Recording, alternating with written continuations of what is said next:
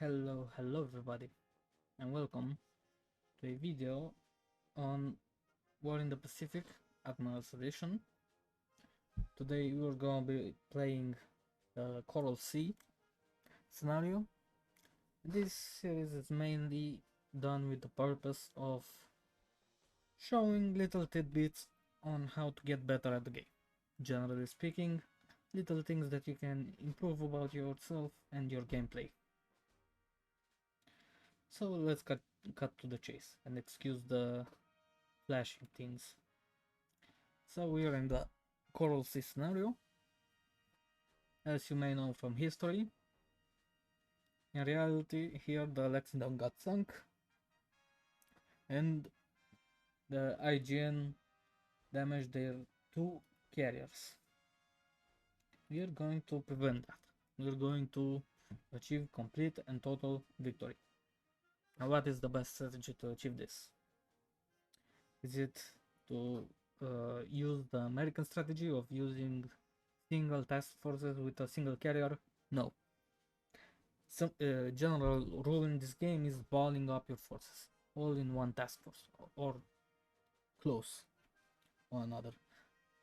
Defeat in detail is very much a real thing in this scenario and generally in this game, and that's what you want to do. Here obviously we have the base on Rabaul and we have this range.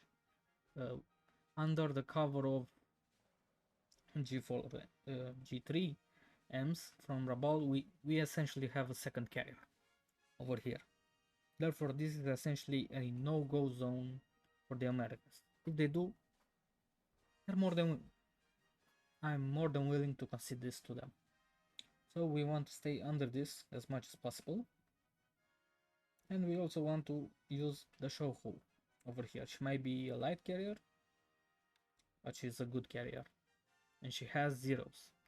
Because we are dealing with two big American carriers. And they have more airplanes than us. We also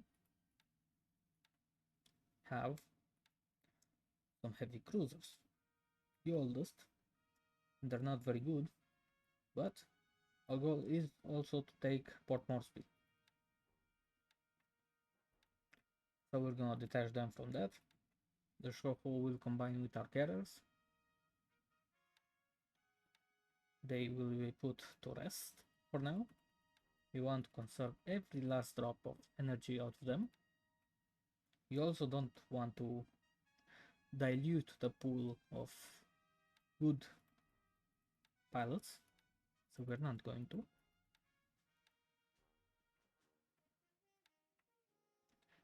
So we are going to add some land-based zeros because the Japanese start with not full capacity. And as you can see, for example, these guys, I'm not sure what to do with this. I'm thinking of putting them in Rabaul, but we'll see in a bit.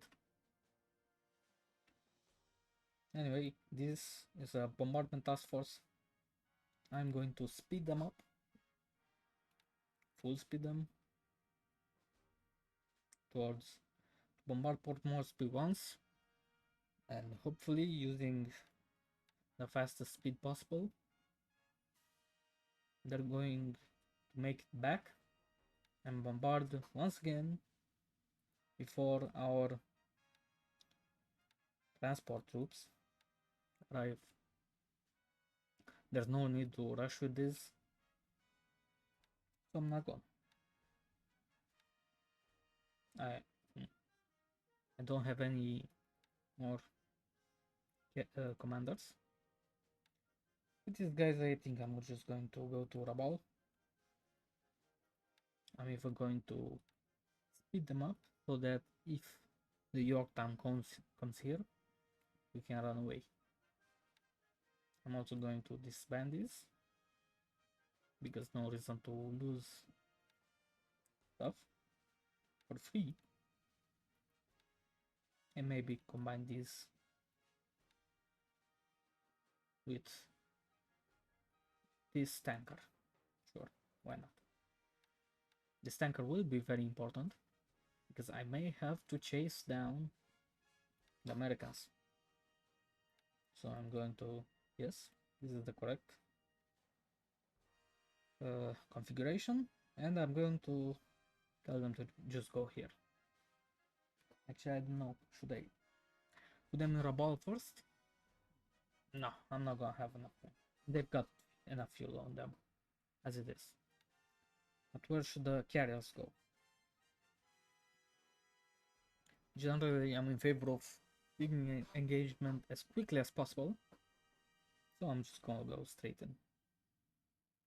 Again, for the first turn, because we can be pretty sure that nothing will happen on the first turn. We can just put them all to rest. Hopefully not permanently. So we do have to keep in mind limited ammunition. Except the scouts. The scouts can go full patrol.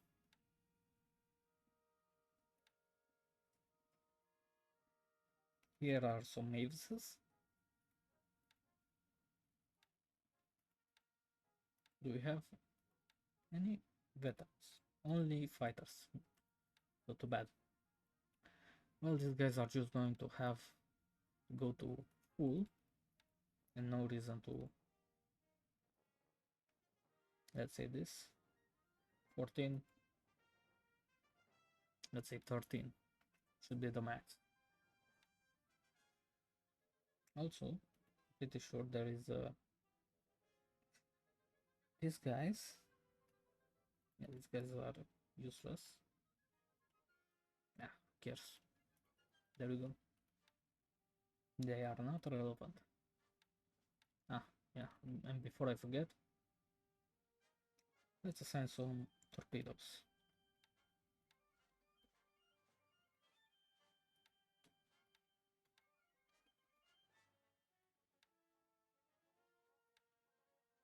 Good. And there's nothing here. Yeah. There's nothing that I need. These guys are gonna be full. Generally, I like to go at 15,000. Of course, you may go to 20,000, but I also like to put my bombers. They will get torpedoes next turn at 13,000, so that they can go, the fighters can go right above them, and the engagement can come exactly at the perfect altitude. And there you go. Looks good. The zeros are also good. Okay, the ends, these guys, yeah, these guys are supposed to go here. And again, pick whatever you see, consider what you might find useful. I'm only showing this so that maybe you see something that is perhaps new to you. Here we also have a lone 0 squad, and these guys are going to be putting on our ships. The reason for this is because obviously we need as many fighters as possible, and we have room. We actually still have room. And they are very good. So even though they aren't carrier trained, you see only carrier capable, they are still incredible pilots, and I'm pretty sure they don't suffer any penalties due to this. We also might want to, we can reverse this decision if need be, but let's remove the clouds.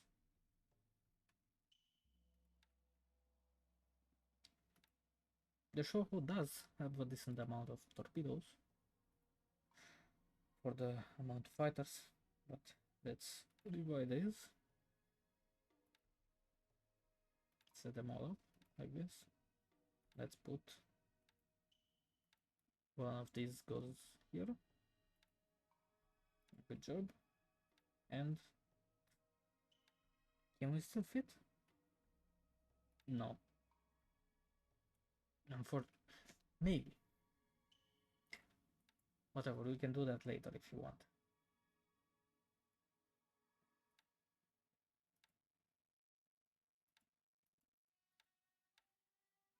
There we go. Everything should be good now. Anything in truck? Yes, actually.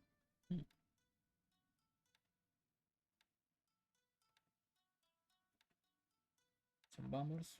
Obviously, we put them on a ball. And some jakes.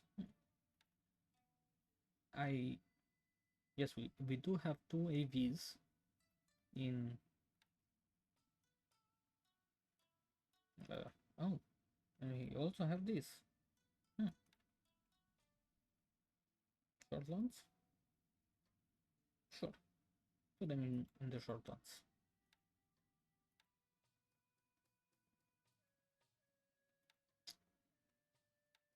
With this, we will have plenty of air cover and scouting capabilities. And these guys, I'm probably gonna transfer them here next turn. Anything else? Yeah.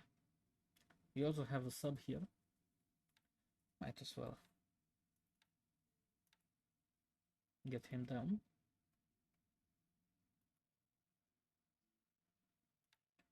We will sort him out in a couple of turns. This press 6 to view patrols, by the way. We have a couple subs here, but let's just leave them there.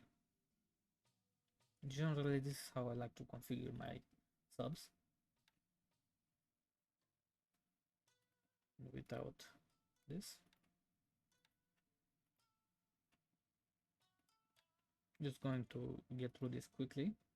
There really is not much need to micromanage this so much, since, well, I'm going to sink them. Actually, here's an interesting thing. If they manage to escape, guess where they're going to go? Right on there.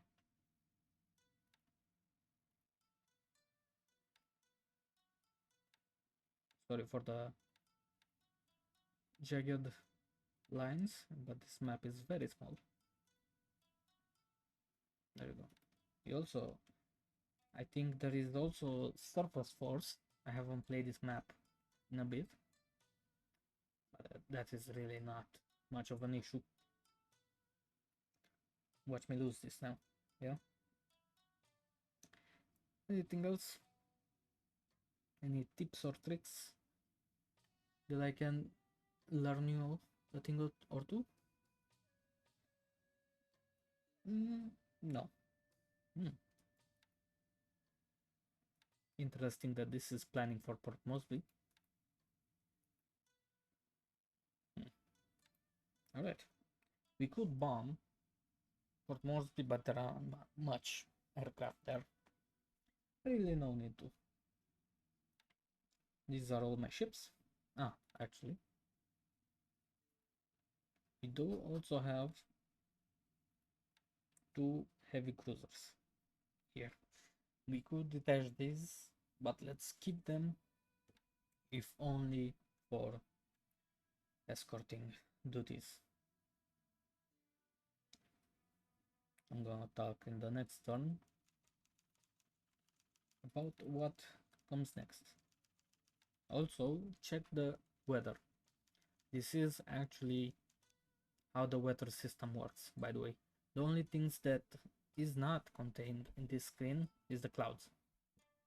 There can be thunderstorms and clouds in a single hex. But generally, if you can see clear sky, it's more than likely going to be clear sky. I've never actually been to one of these cold zones. I don't even know what modifiers they provide, but whatever. Looks good. Setup looks good. We have our scouting in place. We can turn it on.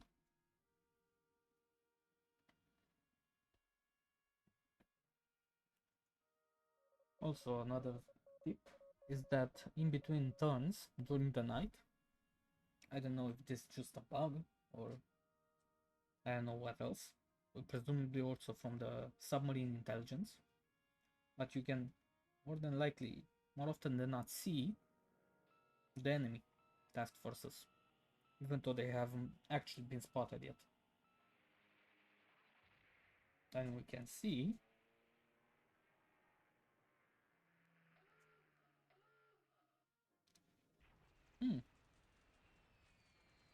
interesting.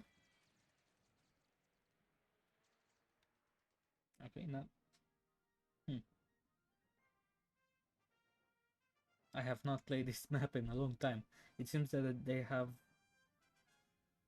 the turn seems to have a different course than the normal campaign turn. Interesting. But you can see we are here. Right. Yes, these task forces in this scenario, the task forces only go halfway. So it's essentially simulating one day is actually half a day. If you think about it that way. That's why they only went to halfway, not to the full distance. But now we could also still have demo arrest, but let's not risk it. Generally, I like to operate them like this. This is the setup that like this. This is the setup that I most often do not use. And it's important, by the way, to use 13,000 not only for the fighters to get up to 15,000 feet, I guess, not meters, to get into optimum combat range, but also because if they don't drop torpedoes, if they choose bombs, which they sometimes do when they launch from the starboard or something from ahead, they can do dive bombing. I was the same here. Some people like to have only scouting units and not scout with everything else, but I don't think there is actually a centralized information center on the ship, if you will. I think every single squad has to detect. Sometimes they are, maybe they have like a role or something if they are informed on what the task force is doing, but most of them they actually have to find the enemy themselves. So putting just a little bit of scouting is good. And over here we have to think about what we're dealing with. How many enemies do we expect? First of all, we know we're dealing with Americans, so they have usually 3 strike squadrons and 1 fighter, meaning they don't have that many fighters, right? But they do have a big striking package, meaning that we need, let's say, 1 fighter for every combat plane that comes on us. And considering we have 73 and let's say 90 with the Shoho, we simply don't have enough to completely stop them because we don't have 1-for-1 with all their planes. So the best thing to do in this regard generally is to have enough only to penetrate their cap, meaning that, let's say, 60% of 20 is like what? I don't know. 60% of like 90 is what? I'm not good at math. 60. So let's say 30 is free to do an actual escort. I'd say 30 fighters is enough to get through the cap, meaning that the rest is good enough for cap duty. We order the Shoho much the same way. Some people also prefer to completely dedicate fighter units, one to complete the cap and one to complete the escort. But because of the loss of coordination, I don't think it's actually a good idea. I'm actually gonna, because the Shoho has such a small squad, I'd rather it just be like this. Okay. Oh, also, by the way, let's check out commanders. Takagi. It's Takagi. Takagi isn't very good. Unfortunate. And we cannot change him. Thankfully, the ship commanders, not the one on the Shokaku, interestingly, but they are decently good. We can also see a lot of submarines, but I am not detected. Neither are these guys. Neither are these guys. Oh, hello. I just noticed this. So this is where the enemy is. Presumably, this could be just a surface task force. But this is definitely a carrier. So, northeast. It could be going around here or straight up to here. Let's say it goes like this. 1, 2, 3, 4, 5, 6, 7. Somewhere around here.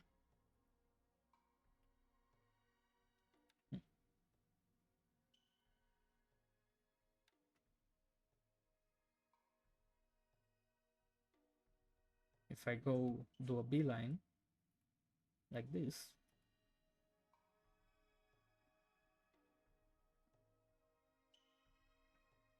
I think I will be in range.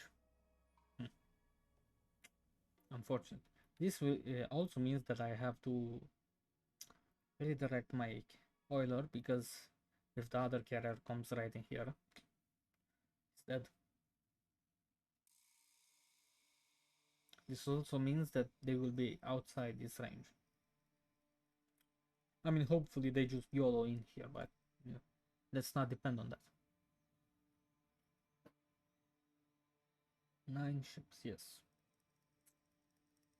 Oh yeah, and let's also put these guys.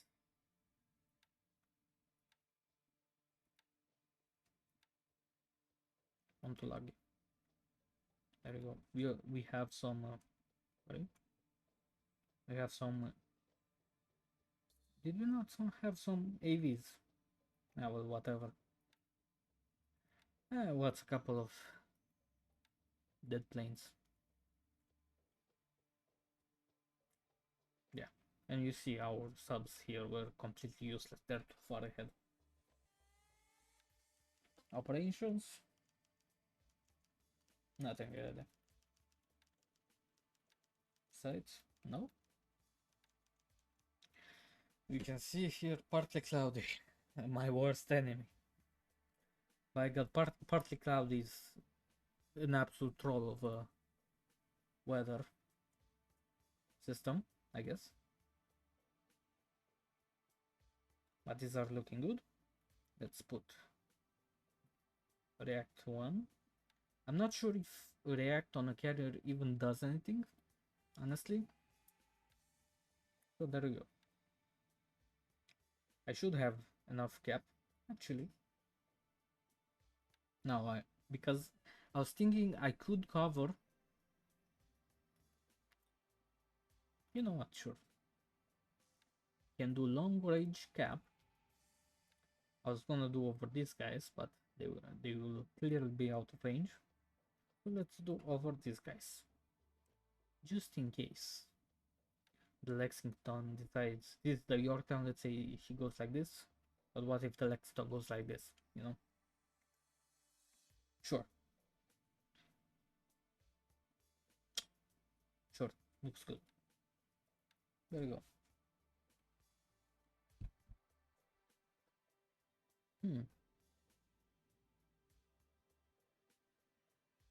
And generally, when it comes to beating fortified islands or these kinds of bases, the number one thing that matters is bombardment. Bombardment causes disruption, and if you attack at the same time as an enemy is very disrupted, you will 100% kill them. I once had like 2 SNLF units completely kill an American division simply because I bombarded with a lot of battleships. I think in this place, in the Guadalcanal scenario, that was. Do not underestimate what a battleship can do. It can do much more against an enemy base than this. Oh, hello. So, we managed to catch one. Unfortunately, this is the problem with the AI. They YOLO'd in. Of course, they did. But hey, let this be a lesson into not separating your task forces. And we can see we have. I was surprisingly accurate for just guesstimating the number, but I have around 30 zeros, which considering they only had like 15 fighters. And let's say they were together, that would have been around 30, let's say, meaning that I wouldn't have had a 1-to-1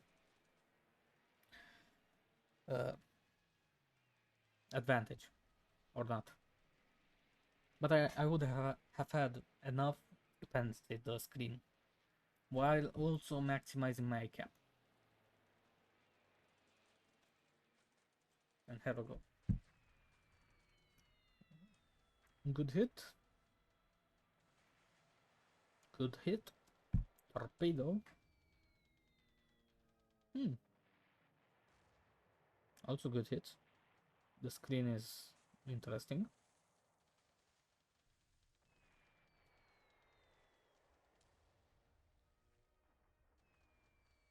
Singing the cruisers is also nice. That's the second torpedo. And yeah, it's definitely dead. But I am wondering if the Yorktown will get a lucky hit, as it sometimes happens.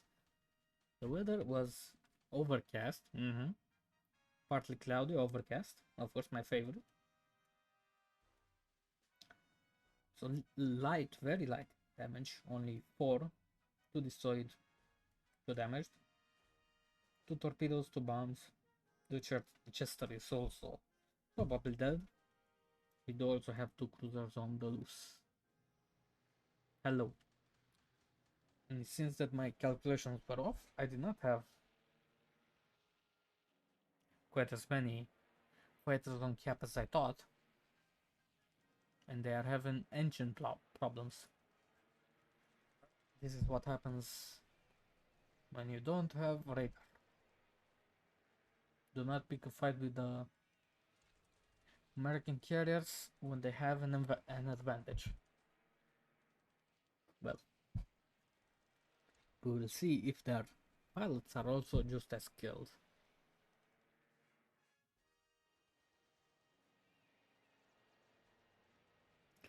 And they are getting lucky with a lot of jammed guns. But it looks good. We're into the bombers now. We can speed this up. No. And unfortunately, We barely even shot them. Ah, oof. Visual search destroyed. Did you see that? The eyeball Mark 1 got damaged. Well, this is very unfortunate. Unfortunately, we just got a bad roll here. But hey, I guess the IGN IRL also did. Well,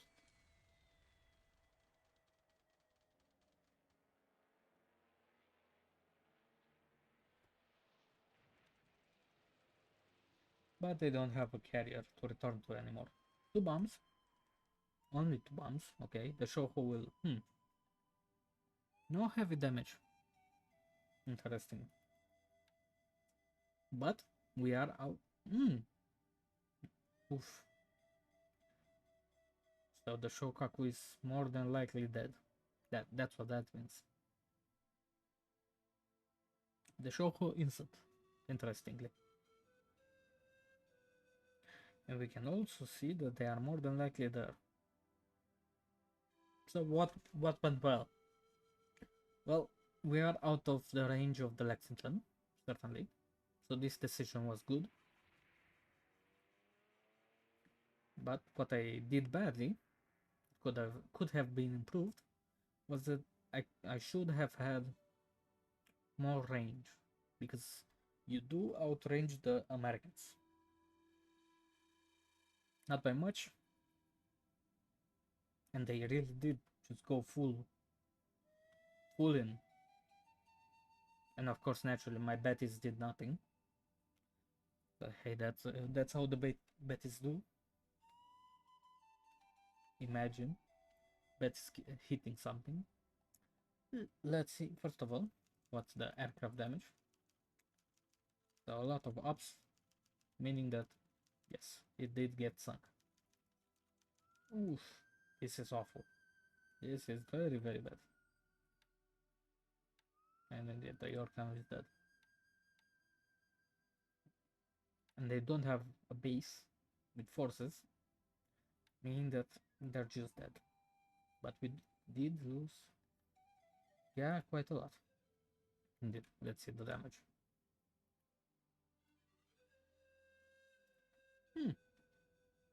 You know, all that damage, all that, the fire is still ongoing, but zero major damage. This is a very nice outcome if this were a real game, you know? The Shoujo actually got more damage. But, well, there's only one thing to do now.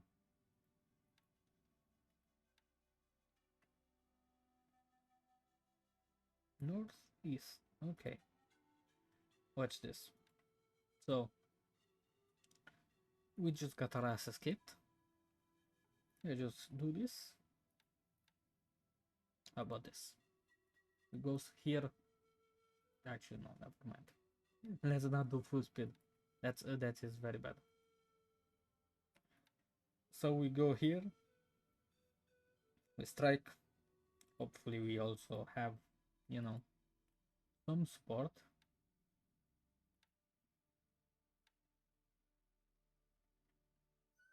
Actually, you know what?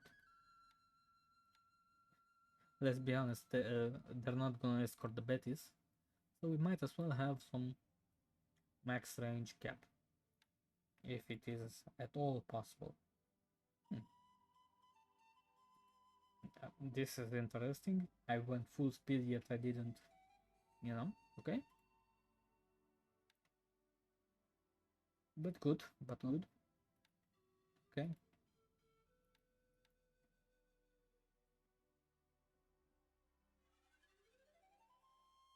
It is very unfortunate that the loss of... Ah, here's also another thing that I did badly. I was not in range for my dive bombers to go to a ball. The zeros did. Yeah. The kids did. But it seems that I was just one hex too far for the valves to make it there. Otherwise, they could have been saved too. Well, good lesson to be learned. Think about these things. Although now we have another problem that is, you know, some heavy cruisers right here. And let's not go right into their face. That is not a good idea.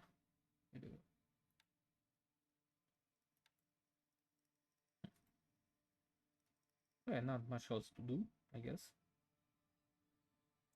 We sink the Lexington, then we Gucci. We Bing chilling. Let's go. Oh, we see a night face. Interesting. Whoa, interesting effects. I'm. This is the first time I'm running it in windowed mode. So, good damage. Surprisingly good damage. All right. Nice.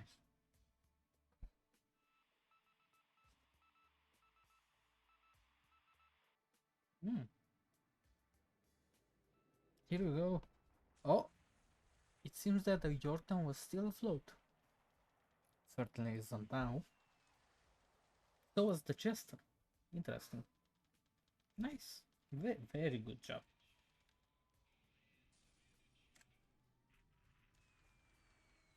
And we are bombing who?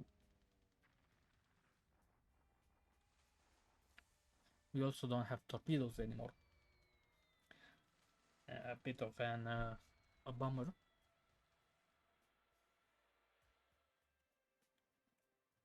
That hmm.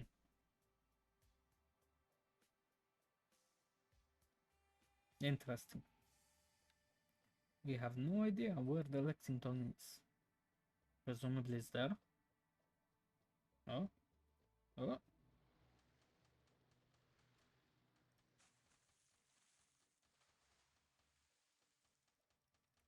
okay.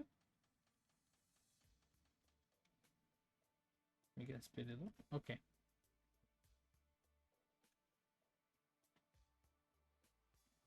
Hmm. Could this be the Lexington?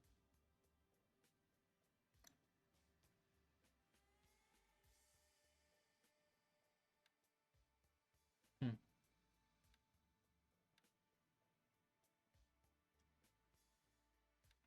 The Shoka can make good speed. That's, you know what? They seem to be just sitting here, so why not? It could be here, honestly. But if it is here, then it's useless. Because what can it, strike?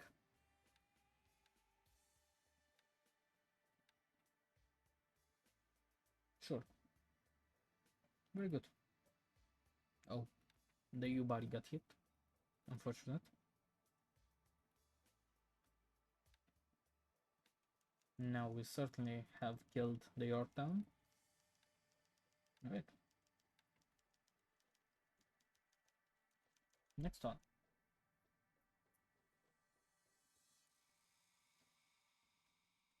We occupied Lunga.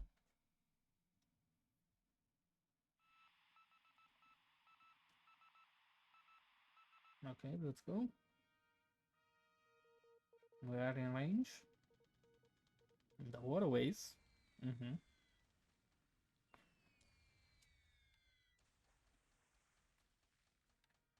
Yeah, they are certainly not a threat. The Hobart. So this is the Australian task force. Hmm. An American tanker. Oiler. Even. But no Lexington. And then Yosho. Indeed, much like real life, I guess we're getting distracted by the Oilers. One torpedo into the seams. Okay. Ah, well, not horrible. AM turn. Yes. Oof. Oof. Yes. Well. Oh, nice hit.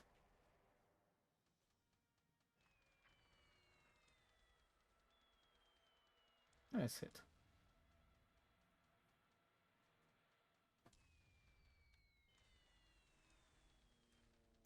Two more Destroyer Slammer. And we are landing at Port Moresby. Not a good roll, but hey. And now, unfortunately, it does seem that we have lost simply too many aircraft to keep operating in the area. Take a look. We do still have a good amount of fighters, but a pitiful amount of bombers and no torpedoes. Therefore, you have to know when to take your losses and when to stop risking everything. And if they wish to, hang here, then I'm more than willing to let them. There you go.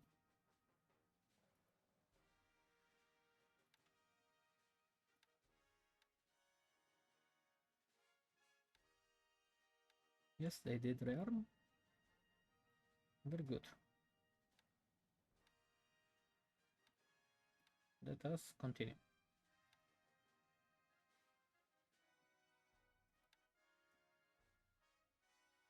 So we did land. And swiftly, we do still have disruption. Oh, and you know what? There you go. When you put them on rest, not on training, by the way, it removes the stacking level of an aircraft.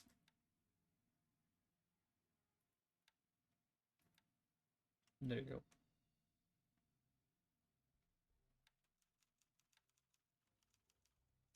Very nice. Considering how little the damage that I took was. Actually, I'm curious on the Shokaku. The valves on the show. Here we go. Actually, wow, what a guy. Uh, the dive bombers seem to not have died, even though all the aircraft did. Very nice, very nice. But now we need to go home. We take Port Moresby and we take the win. We take the W, and the Americans can take the no reason for anything anymore.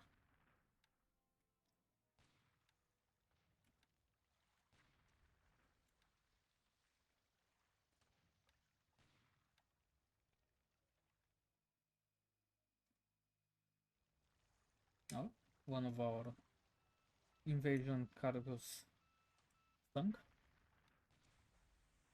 I swear, the most deadly thing in this entire game is these gun batteries. That's the most deadly thing in this game. And next turn, people, true philosophers, debate on whether one should use deliberate or shock attack when attacking such a base. My philosophy is generally use only deliberate attack. Unless the enemy has a large amount of disruption, in which case it might be worth it. But unfortunately, the fatigue is just too high. And I'm not sure, but I'm fairly sure that when the fatigue is very high, shock attacks simply don't work. It doesn't work the same way as disruption does, where it just disables this percentage of the unit, but it just makes the rolls perhaps worse. In any case, yeah, very good.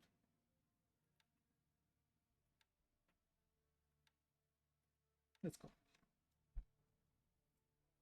In a couple of days, I should have Port Moresby, and the scenario should be won. Of course, unfortunate that I couldn't kill the Lexington too, but hey. I suffered exactly 0 casualties shipwise. Anyway, actually know that one cargo thing did die, but hey.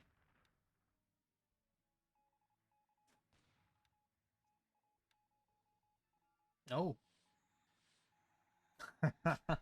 Mark, oh, I should not have left. Have. Amazing. Well, you buddy, you have done a great service for the Empire. It's your time to go.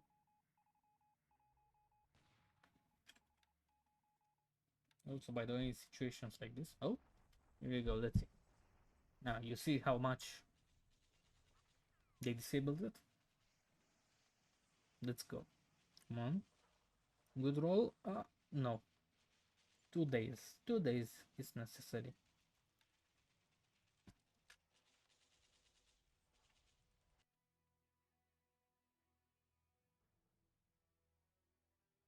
Let's see here. The U-Buddy.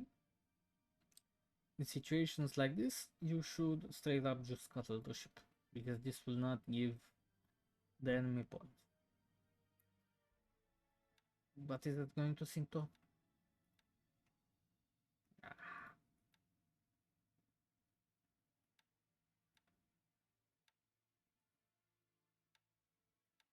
Wow, the engines.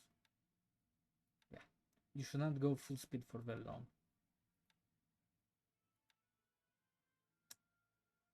And of course, because it's on fire and it's singing, doesn't let me put fuel into it. And we can also see the CV. Shokaku. Interesting, 5 days repair. It's certainly a scenario thing. This isn't obviously how the rest of the game works. And we have a lot of fatigue, but not a lot of disruption, therefore I will continue with deliberate attacks. And we didn't take a lot of damage. So I'm not gonna scuttle the U-Buddy. She might make it. I had once an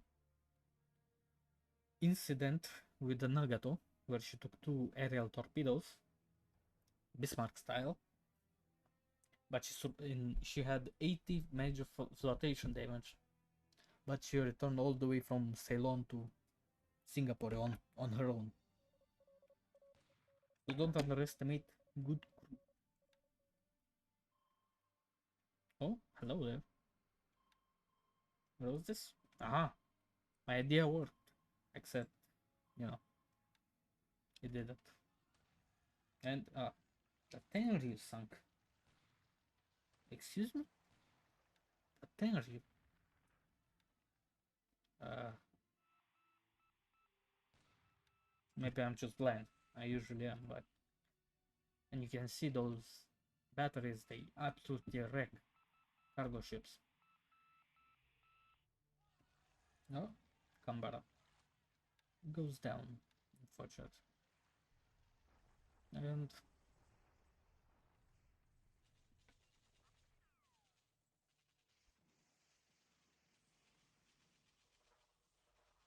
oof, actually not.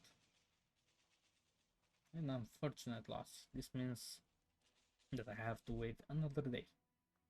Actually, I should have taken a 1 day break in between. Unfortunate. But it's not a big loss, as you can see. Oops.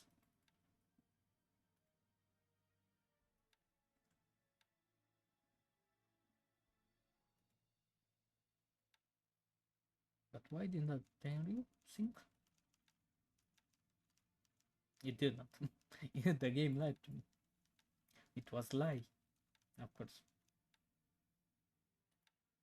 There we go. Well,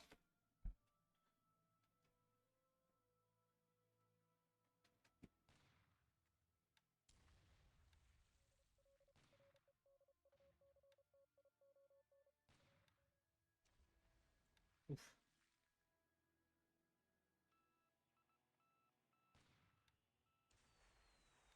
Again, those batteries. Hmm? Okay. We can also again take a look at our they instantly went to the shipyard. Interesting. I guess we can't even do a last glorious charge, but I guess that is how it is. And they're just sitting there, you know, just AI things. Of course, a player would more than likely exploit this opportunity, but I do have enough planes here to actually sink a carrier. I'm not actually that worried about it. I could, of course, also use my Betis to bomb, but the threat from that loose carrier is too great to actually sacrifice my security.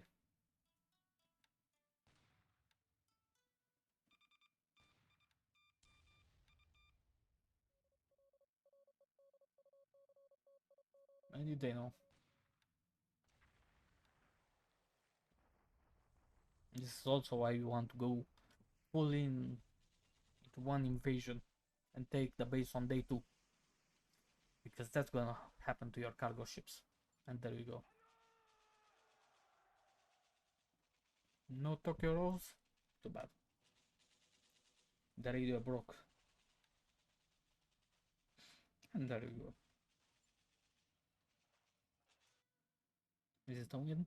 No, not yet.